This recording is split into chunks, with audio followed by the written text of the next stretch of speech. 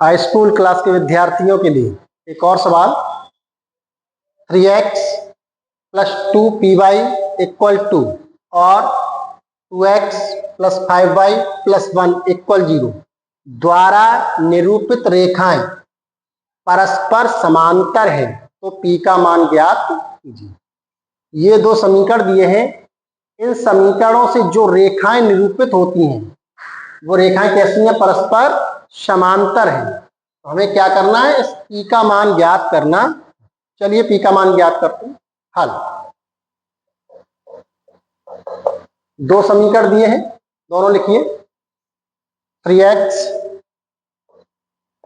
Plus 2py, x वाला पद इधर है, y वाला पद भी इधर है, कांस्टेंट संख्या बराबर के उधर है, उसको हम इधर ले आए, प्लस के 2 इधर आएंगे तो -2 इक्वल 0। ये हो गया आपका समीकरण नंबर फर्स्ट। समीकरण सेकंड लिखिए। 2x plus 5y plus 1 equal 0, समीकरण नंबर सेकंड। तो ये दो समीकरण दिए हैं, हमें क्या करना है? समीकरण फर्स्ट में जो ये p आ रहा है, इस p का मान निकालना, और p का ऐसा मान निकालना जिसके लिए दोनों समीकरण जो है परस्पर समांतर रेखाओं को निरूपित करते हैं। यहां लिखेंगे समांतर रेखाओं के लिए। तो समांतर रेखाओं के लिए फॉर्मूला होता है a1/a2 equal b1/b2 is not equal c1/c2। अर्थात a1/a2 और b1/b2 के मान आपस में बराबर होते हैं, लेकिन c1/c2 के मान बराबर नहीं होते। इस स्थिति में क्या होता है?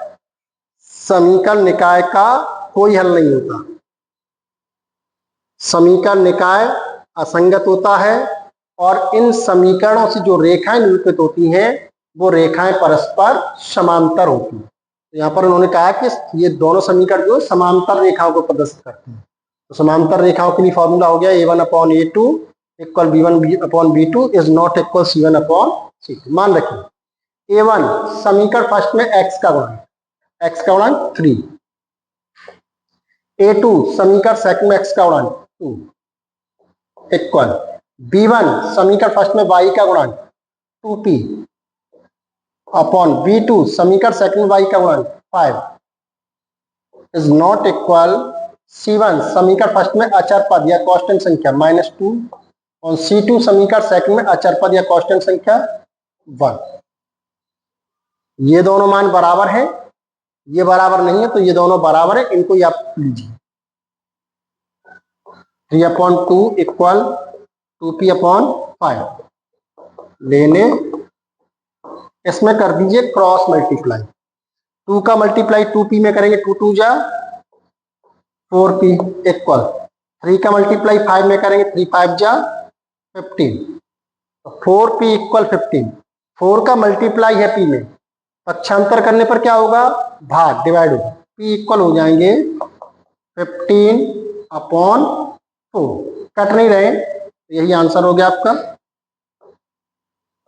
आंसर। तो p का मान कितना होगा?